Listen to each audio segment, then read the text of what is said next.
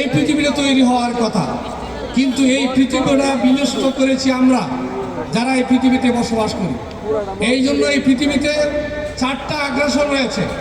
একটা হলো ইন্টেলেকচুয়াল আগ্রাসন, একটা হলো কালচারাল আগ্রাসন, একটা হলো ইকোনমিক্যাল আগ্রাসন, একটা হলো হিস্টোরিক্যাল আগ্রাসন।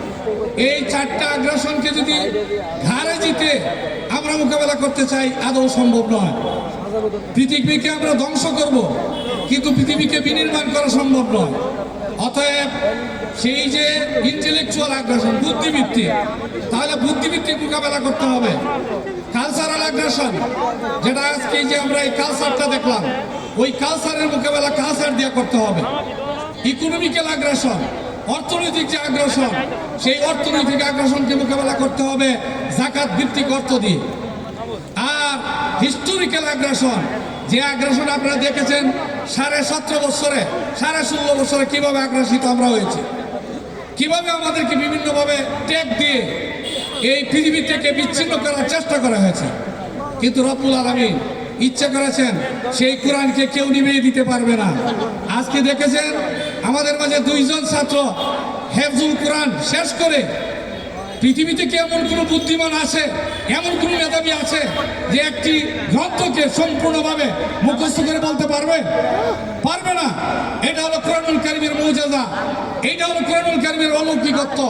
অতএব এই কোরআনুল কারীম ভিত্তিক সেই যে কোরআনুল কারীমের প্রথম আয়াত ইকরা বিসমি রাব্বিকাল্লাযী খালাক, আর কোরআনের শেষ আয়াত সেটা কি ওয়াসওয়াসিম কি শেষের যে আয়াতটা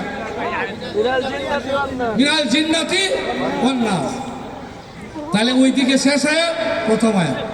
এই 6666টি অথবা 6332টি যাই আয়াত বলি না কেন, সেই আয়াত কেন্দ্রিক যদি এই সমাজ তৈরি হয়, আল্লাহর মেহেরবানিতে এই সমাজে কোনো মানুষ কোনো সময় কি নির্যাতিত নিপীড়িত হবে না।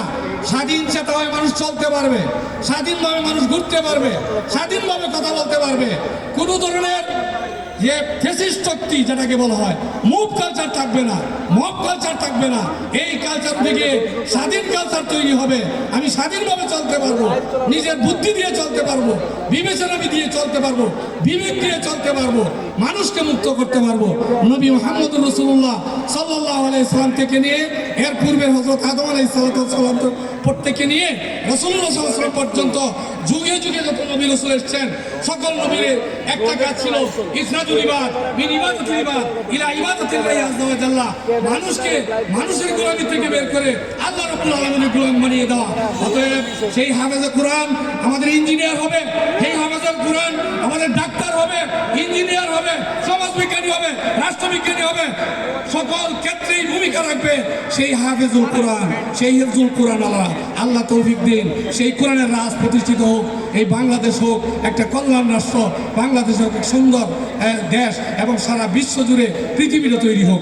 আল্লাহ আমাদেরকে তৌফিক দান করুন। আমি কথা এলোমেলোভাবে বলেছি, আল্লাহ যেন আমার এই কথাকে আমি ভুল যদি করে থাকি আল্লাহ ক্ষমা করুন, আর আমার কথাকে যদি ভালো হয়ে থাকে সেটা গ্রহণ করবেন, আর যেটা খারাপ বলেছি সেটাকে বর্জন করবেন।